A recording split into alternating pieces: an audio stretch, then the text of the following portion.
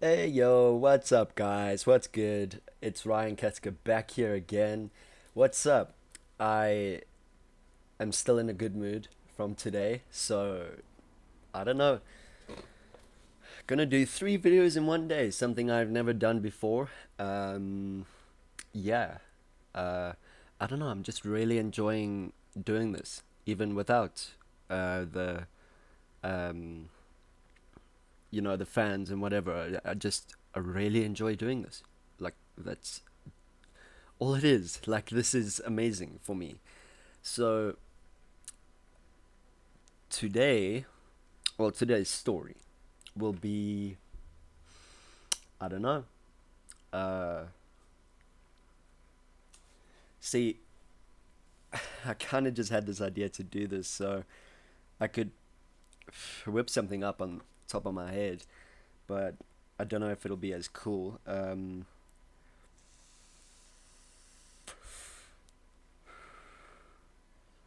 Hmm, that's actually a really good question because I really don't know what to do for a video today. Uh, it's still the 1st of November, but this will be out on the 3rd. So, you know, um, I don't know. How about let me talk about something that I'm really passionate about, and that is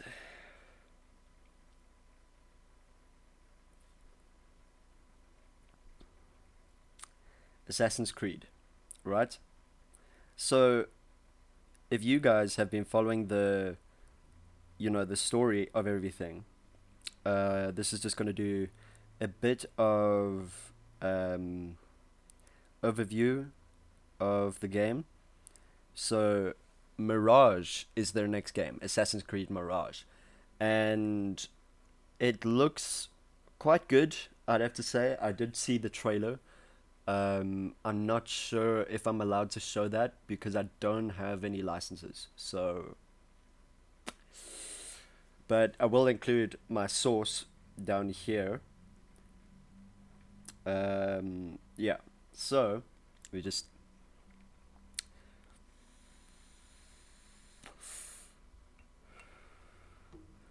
13th major installment, really, and it's going to be the successor to Assassin's Creed Valhalla, set in Baghdad. Probably, what's the word? I probably muddled that up or butchered it so bad. Like, not even joking.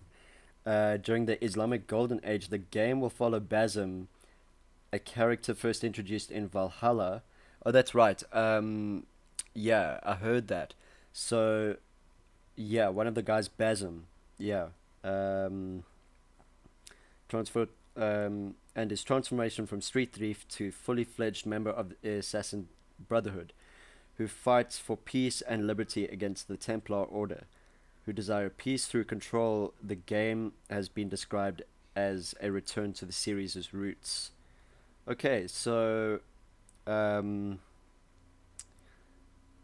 said decades before the events of Assassin's Creed Valhalla, Mirage is a coming of age story involving Basim, a street thief who will learn to fight for a cause that larger than himself. Sorry, becoming a hidden one under the tutelage of his mentor Rosehan.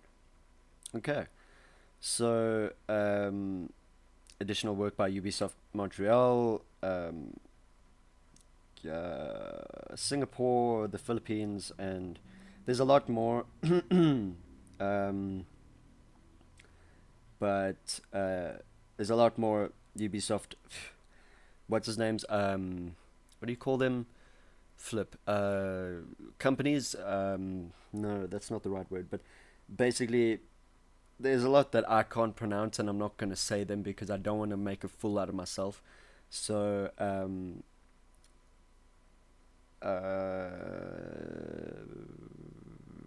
okay, so it looks like Assassin's Creed Mirage is gonna be more like the old Assassin's Creed. you know. But I'd have to say, from me just watching the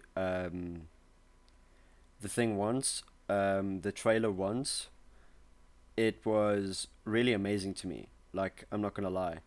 Um, compared to what we've seen in the in other games, I honestly think that this is going to be a smash hit, and um, I honestly think that this game is going to be amazing because the way that Ubisoft has been going um, with their open world stuff.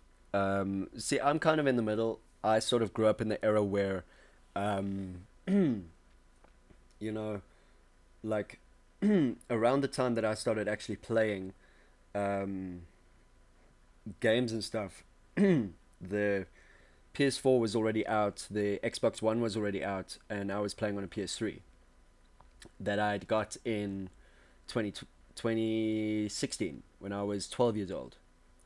So, I mean, for me, the first Assassin's Creed game I ever played was Assassin's Creed, like that I properly played was Assassin's Creed 4. The first game I ever played was Assassin's Creed 3, but 4 is still one that I can hold close to my heart. Just now, a lot of people, if they're gonna watch this, are really gonna be upset, but just under Odyssey for me. Odyssey was amazing, man. I didn't even care. I have the special edition, literally. Like, I have the art book, I have the map, I have the game. I got extra content. I got an XP boost and a drachmi boost, and it was amazing.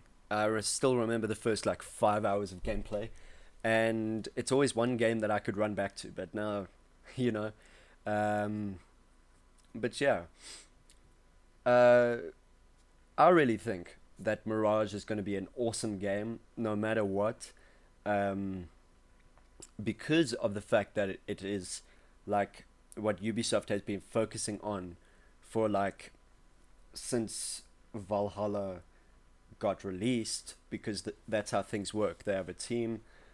I know how development works basically. So you've got a team that focuses on the updates and the fixes of Valhalla, and then you've got another team that focuses on the next franchise. And this next franchise is Mirage, codename Jade, codename Red, and codename Hex. So I'm actually excited for all four of them, and I'll give you one reason why. Mirage, obviously, I've just been talking about it. Codename Jade is going to be a mobile only game. I think that's going to be pretty cool to be able to like fully take a game and immerse yourself in the world of Assassin's Creed. Um, you know, by actually, what's the word I'm looking for? Like, you actually create your own character, as far as I know. Let me actually search this up. But if everything that I've heard about Codename Jade is true, then it is going to be awesome. So, what is Codename Jade? Ubisoft, let me not read from that because it's a bad source. Yeah, that is yeah, perfect. Found a good source. So this is by IGN. Ubisoft announced Codename Jade is a new game in the series set in ancient China. It features classic Assassin's Creed gameplay and takes place in an open world, but it's a mobile game rather than a console release. See, I think that's fine. 215 BCE. That's when it's set. And so the great, not only being able to parkour across the Great Wall of China, but also create your own assassin protagonist for the first time ever in the series. Yeah, so I was right. No gameplay was shown, but an in-engine trailer did reveal of what we can expect. So, from what I've seen the trailer as well, and I think it looks good for a mobile game.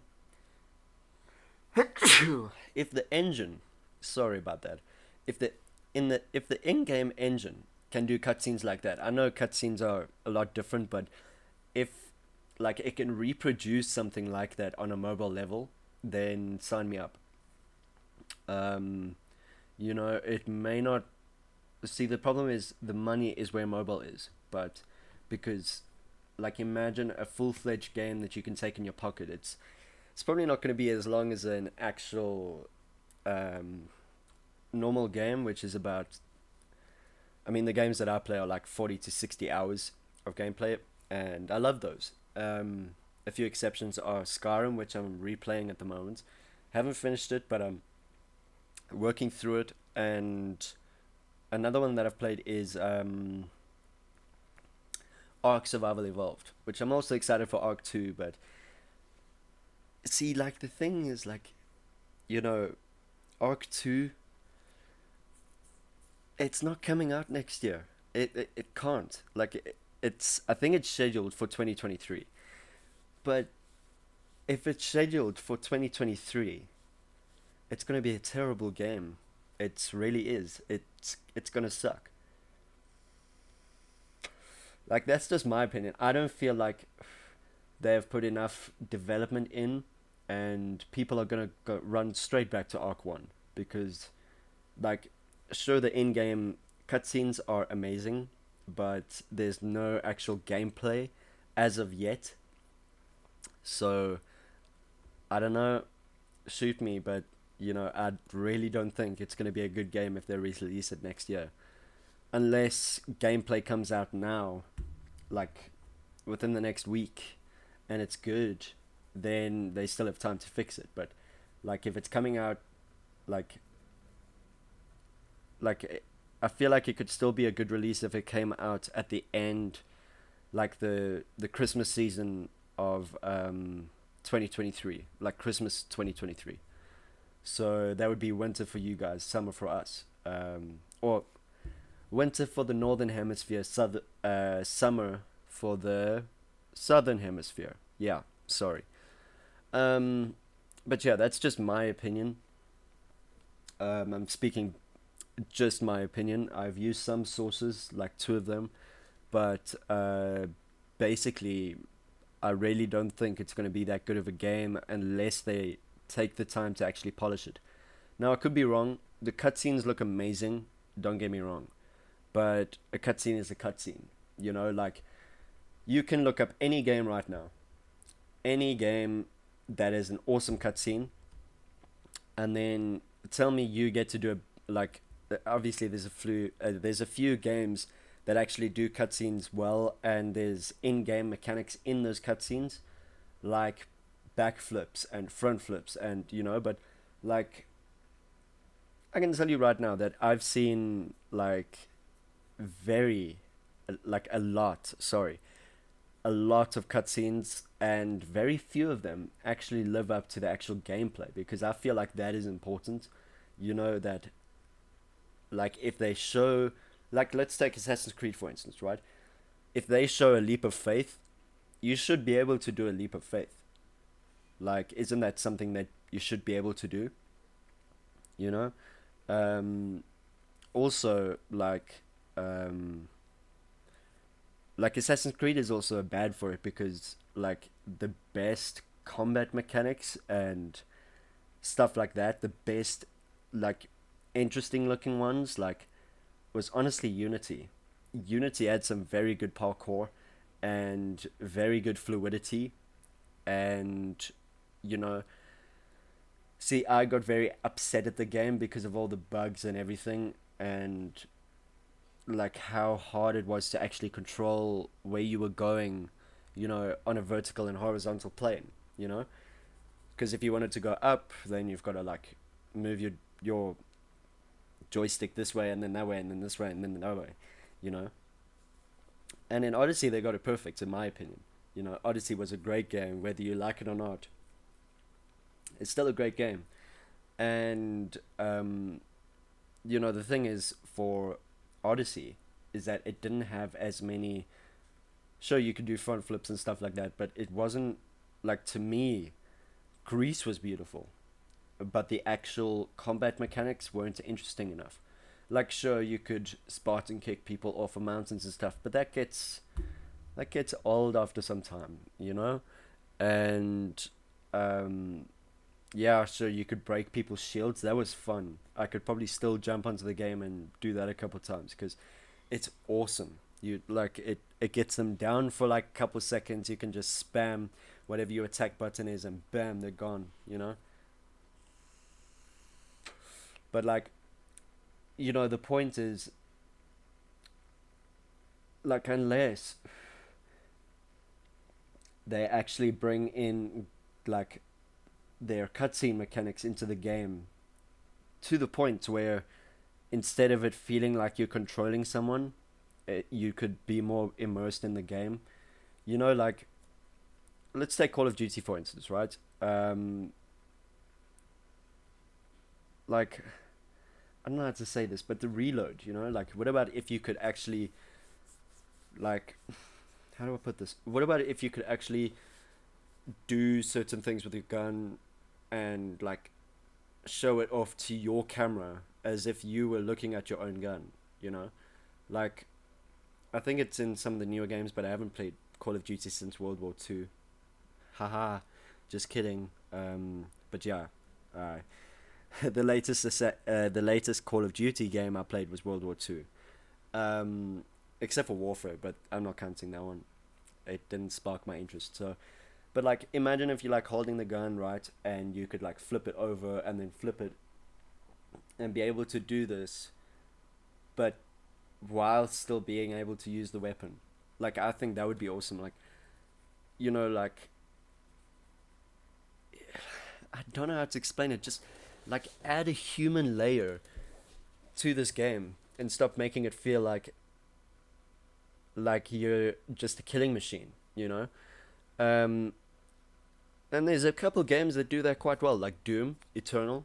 I played that fully through. I loved it. It's an amazing game because it's interesting and human layer and different aspects. But basically, like, what would improve the series is if you could, like, you know have different ways to, you know like, the biggest thing for Doom Eternal, why I wanted to play it, was different glory kills. So they did different animations for different ways that you would look at the people. And if you actually looked down on them, or you came down on them, you did a different animation than if you were to come from underground or the underneath plane and do it on them. You would like grab them down and like punch their skull out. I haven't played in a while, so I don't know. But you know, I can tell you right now that if you look up glory kills, you'll see one of them where it's like a side mechanic and a forward mechanic and coming down and mechanic and everything. That was the cool part. That is what's cool, because like, imagine if you could hold your gun like this in Call of Duty and just be like, bah, bah, bah, bah, instead of just like being able to, you're just like holding it running, and because that's exactly what it is the whole time. But you don't see any other angles of the gun. You get what I'm saying? Like, you can't peek around the corner and be like, bah, bah, bah, bah. Or you can't like push the. Bah, bah, bah. You get what I'm saying? Like, I mean, I get it, but I also don't get it. Ah, like, gyroscopes are built into controllers nowadays, and if you could do like a certain move, or I mean, I'm not getting paid to make the games like that, but that would be one of my ideas. And probably a lot of developers would hate me for it. I'm not gonna lie. But yeah, I think I'm gonna keep this short because it is getting kind of late in my time zone. Uh, CAT time is at 7:30, so it's about the time that everyone calms down. So I'm also calmed down. But yeah, I hope you enjoyed my rant. I don't know, keep on watching Afrikaans stuff because I'll write a paper tomorrow. Yeah, great. But I still have time for 8 hours sleep and probably some Skyrim time. So peace out. Stay breezy, guys. Stay breezy.